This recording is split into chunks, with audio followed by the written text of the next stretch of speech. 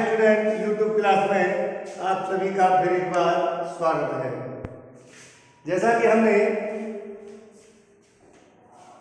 नया चैप्टर जो प्रारंभ किया है उस चैप्टर में आपको कुछ न्यूमेरिकल क्वेश्चन कराए गए थे। उन क्वेश्चनों को आपको मैंने कहा था कि आप अपनी नोटबुक में उनको नोट कर दें। उसके लिए अब हम आगे चलते हैं। जो हमारा नेक्स्ट टॉपिक है, सबसे पहले हम लेसन का नाम जानते हैं। संसद, राज्यसभा और लोकसभा। यहाँ पर लिखते हैं क्लास 12। आज हम पढ़ेंगे सबसे पहले जो हमारे देश की मुख्य रीढ़ मानी गई है, जो हमारे देश की एक प्रशासनिक नींव मानी गई है, जहाँ से पूरे देश की व्यवस्थाओं को चलाया जाता है, पूरे देश की व्यवस्थाओं को सुचारू रूप से समझा परखा, उसके बाद वहाँ पर कोई फैसले महत्वपूर्ण निर्णय लिए जाते हैं। तो उस प्रणाली के बारे में हम पढ़ते हैं और आज का हमारा यही टॉपिक रहेगा कि संसद की निर्माण प्रक्रिया। कि संसद की निर्माण प्रक्रिया क्या है, समझाकर वर्णन करो। कि संसद का निर्माण कैसे होता है, कौन कौन इसमें सम्मिलित होता है, किस अनुच्छेद के माध्यम से होता है, कौन व्यक्ति किस प्रकार का प्रधान होता है और कौन व्यक्ति वास्तविक रूप से प्रधान होता है, उन सभी का अध्ययन हम इस क्वेश्चन में करेंगे। तो हम चलते हैं सबसे पहले इस संसद को भारत में मुख्य तौर पर अनुच्छेद 82 के माध्यम से स्पष्ट किया गया है। किसके माध्यम से? 979। दूसरी कि भारत में जो संसद है, इस संसद को हमारी बोलचाल में हम व्यवस्थापिका भी बोलते हैं। क्या बोलते हैं? व्यवस्थापिका। आगे चलते हैं। अब लिखते हैं कि भारत में संसद का गठन, तो अनुच्छेद कौन सा हो गया? 79 के द्वारा किया जाता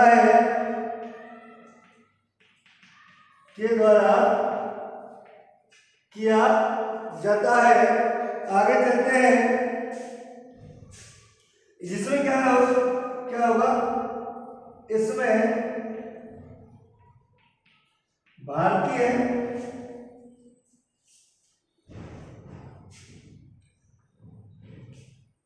संघ के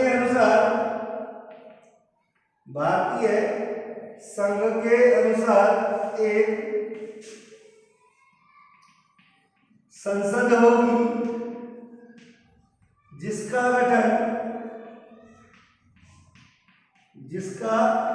अब याद रखेंगे किसके द्वारा?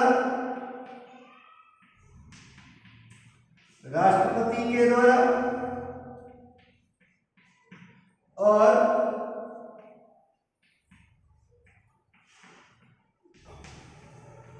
दोनों सदनों के द्वारा। दोनों सदनों के द्वारा क्या होता है कि दोनों सदन कौन कौन से?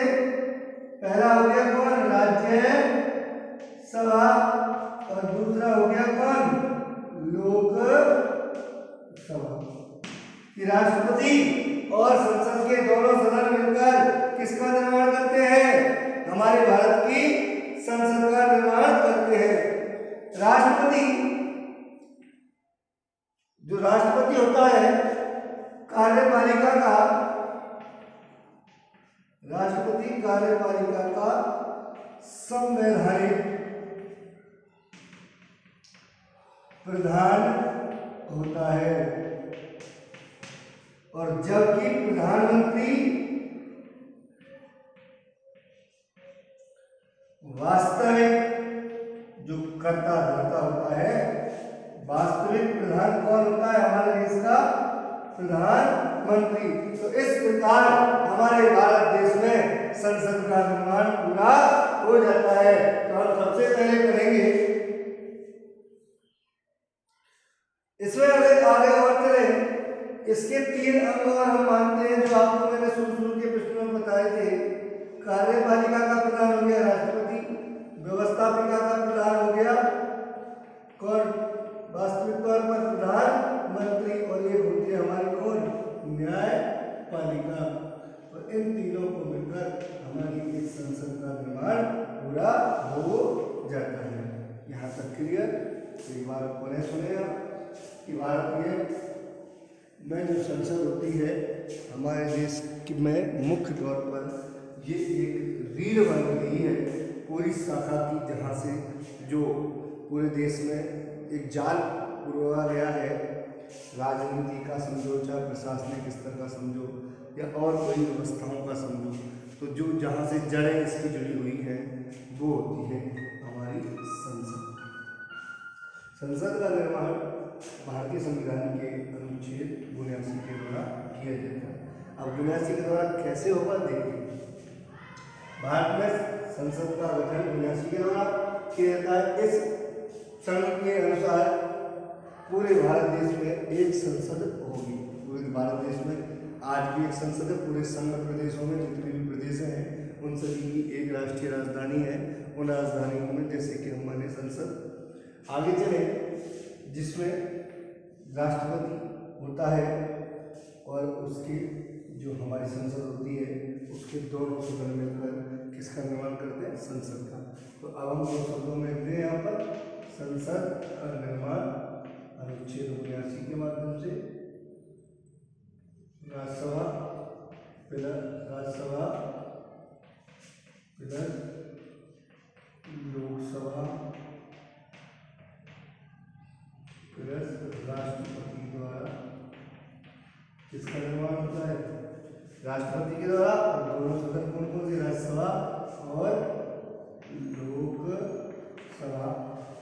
कार्यपालिका का जो होता है संवैधानिक प्रधान होता है हमारा राष्ट्रपति होता है, और व्यवस्थापिका का जो वास्तविक प्रधान होता है वो हमारा कौन होता है? प्रधानमंत्री होता है।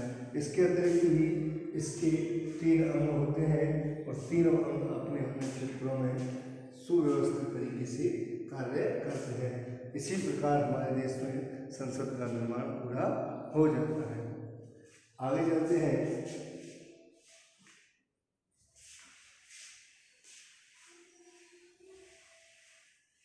अगला क्वेश्चन जो हम पढ़ेंगे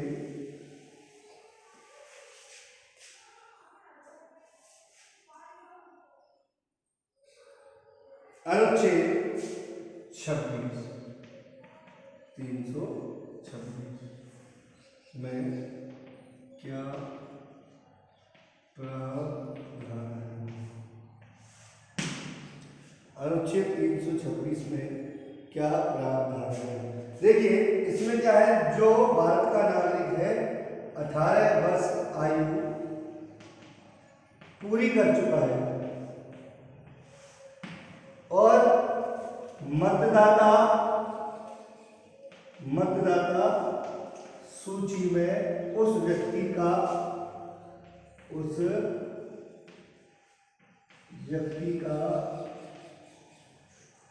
नाम पंजीकृत है तो वह व्यक्ति मत करने योग्य है, अर्थात उस व्यक्ति को किसका अधिकार प्राप्त होता है? मत करने का अधिकार प्राप्त होता है। देख लीजिए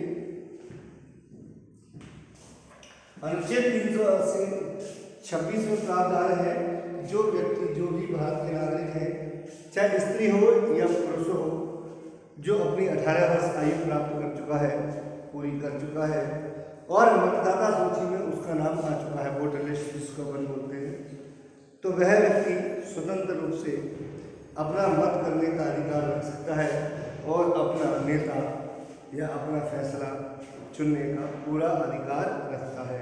बस दो ही कंडीशन है इसमें, एक तो वह अपनी आयु 18 वर्ष पूरी कर चुका हो और दूसरा उसका मतदाता सूची में नाम पंजीकृत हो, तो वह व्यक्ति देश में मत करने का अधिकार प्राप्त करता है। क्लियर आकर आगे चलते हैं।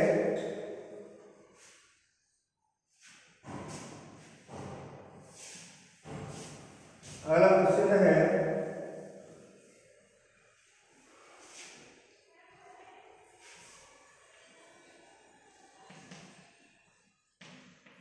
संसद का सदस्य बनने की योग्यता, एक व्यक्ति को संसद का सदस्य बनने के लिए उस व्यक्ति में क्या क्या योग्यताएं होनी चाहिए, कि कब तक कोई व्यक्ति हमारी भारतीय संसद का सदस्य नहीं बन सकता है, तो उसके लिए कुछ निर्देश दिए गए हैं। वो निर्देश मैं आपको यहाँ पर बारी बारी से एक एक लिखूंगा, आप उसको ध्यान से देखिए। सबसे पहले सर्वप्रथम उसमें योग्यता होनी चाहिए, कोई भी सदस्य अगर बन रहा है, सदस्य बनने के लिए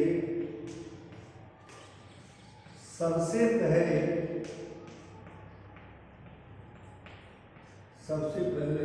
वह व्यक्ति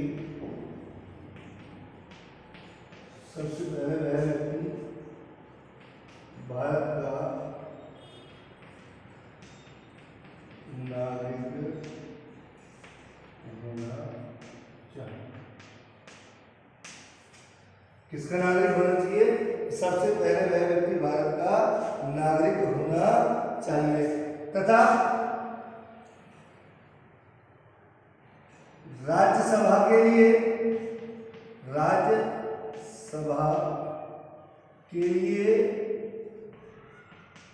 आयु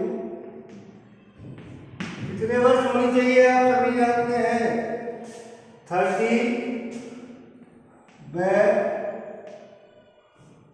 30 वर्ष। व लोकसभा का सदस्य बनने के लिए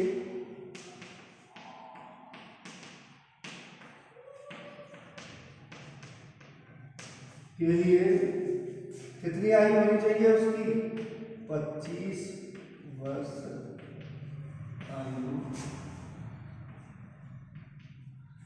आयु होनी चाहिए।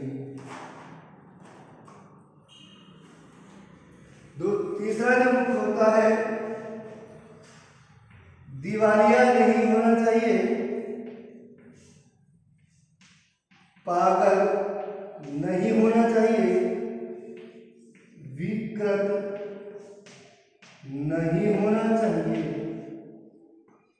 अर्थात कि कोई भी सदस्य बनने के लिए, कोई सदस्य बनना चाहता है तो सबसे पहले तो उसका कभी भी दिवाला घोषित नहीं हुआ हो।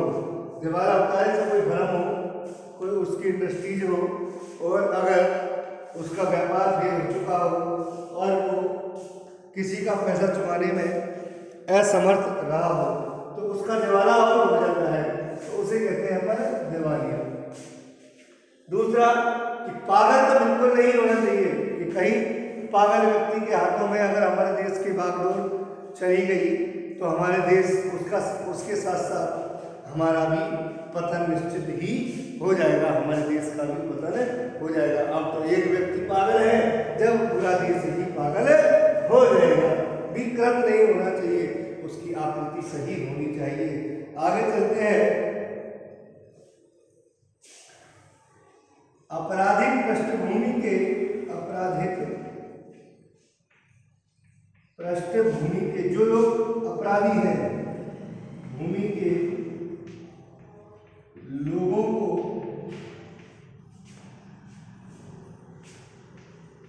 सदस्य नहीं बनने देना चाहिए।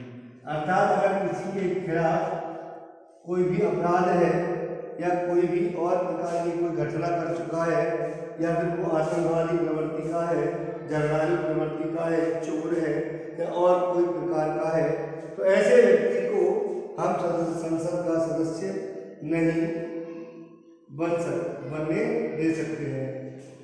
लास्ट है, वह व्यक्ति भी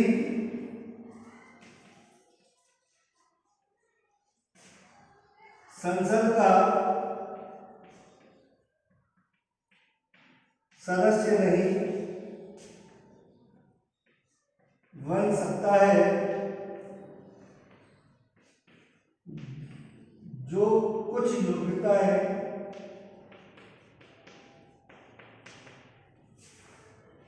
संसद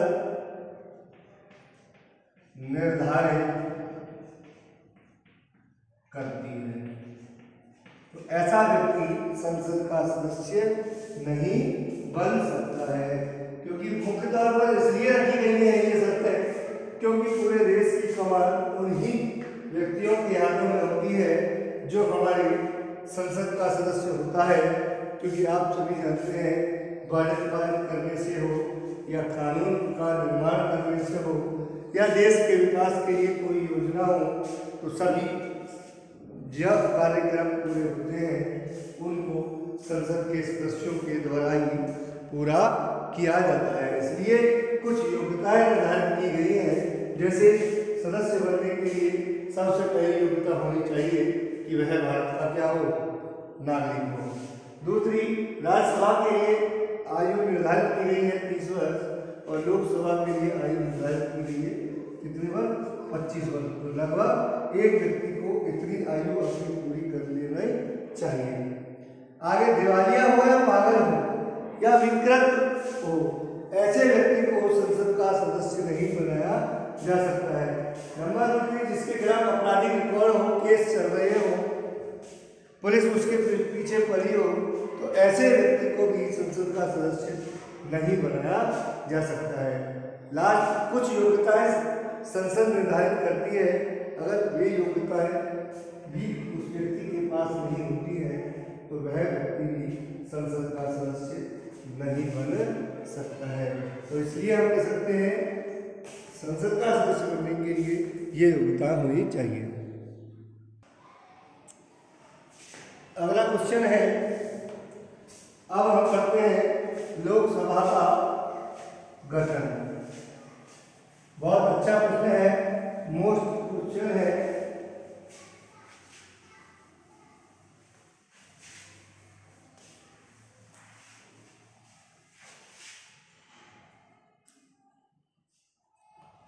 क्वेश्चन है,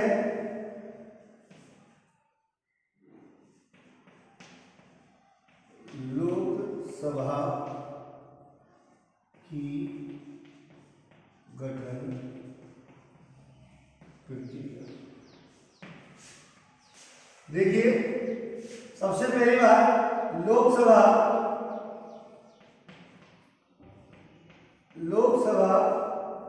भारत का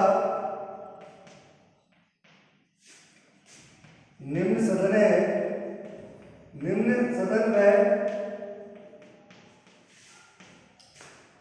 निम्न सदन में लोकप्रिय सदन है। इसका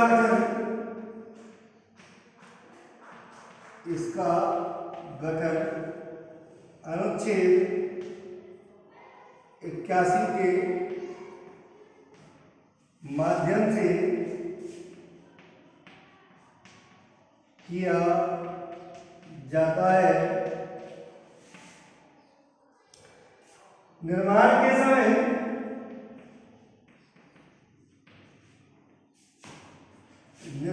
समय लोकसभा में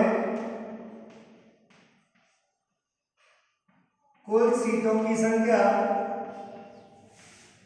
कितनी निर्धारित की गई थी प्रारंभ में? तो प्रारंभ में कितनी निर्धारित की गई थी?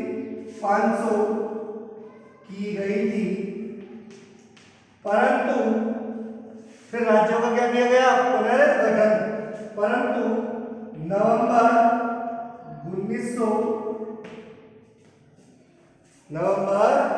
1956 के बाद इसकी संख्या किसकी? लोकसभा के सदस्यों की संख्या 520 से अधिकतम 525 कर दी। उसके बाद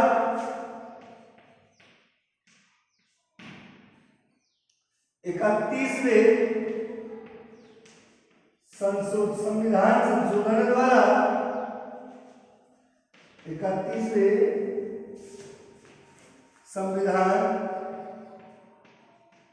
संशोधन द्वारा इसकी सीटों की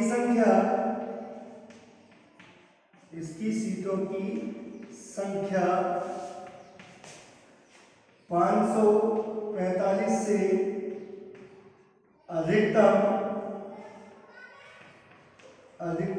कितनी कर दी? 552 की गई, जिसमें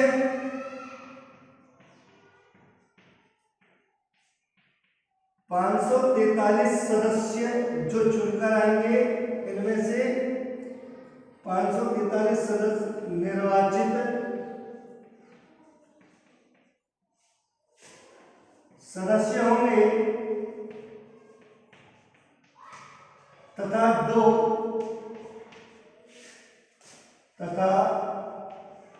दो सदस्य राष्ट्रपति द्वारा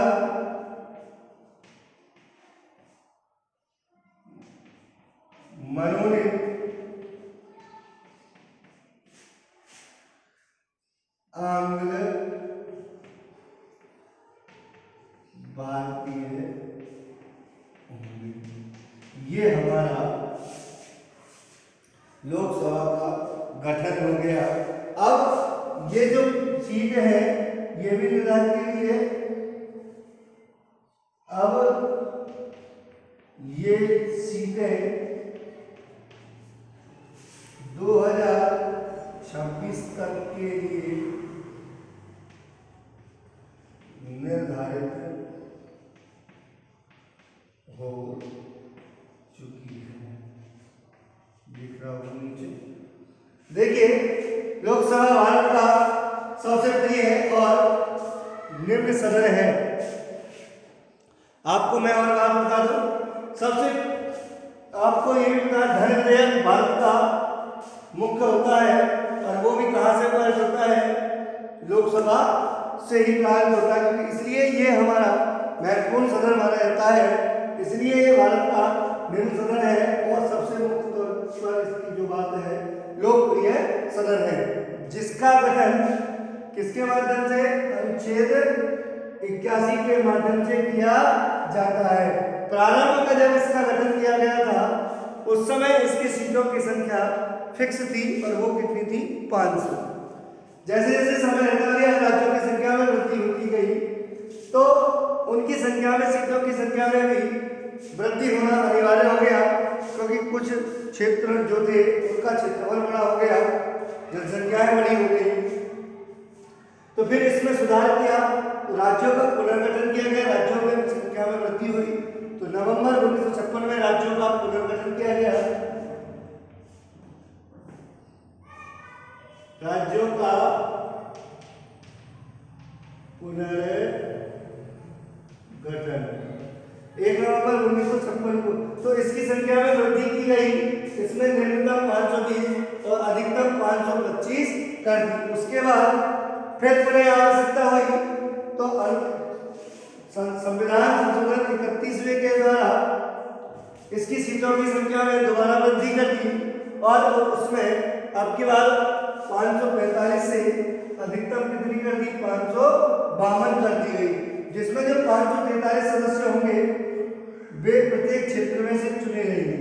निर्वाचित होंगे, उनके चुनाव होंगे और जो 2 सदस्य होंगे उनको राष्ट्रपति द्वारा मनोनीत किया जाएगा और वे होंगे कौन? आंग्ल भारतीय। अब ये सीटों की संख्या भी निश्चित हो चुकी है कि 2026 तक अब यही सीट बरकरार रहनी है। इसीलिए हम पढ़ते ना, एक कल प्रश्न पढ़ा था, गणपूर्ति या कोरम किसे कहते हैं कि सदस्यों की वह न्यूनतम संख्या तो सदन की कार्यवाही को वैधानिकता प्राप्त हो 1/10। तो इसका अपन ने माना था 55% सीट, 55 सीट मानी थी ना, तो वो 1/10 इसका हिस्सा माना गया है 545 का। आज के लिए इतना ही, धन्यवाद, नमस्कार।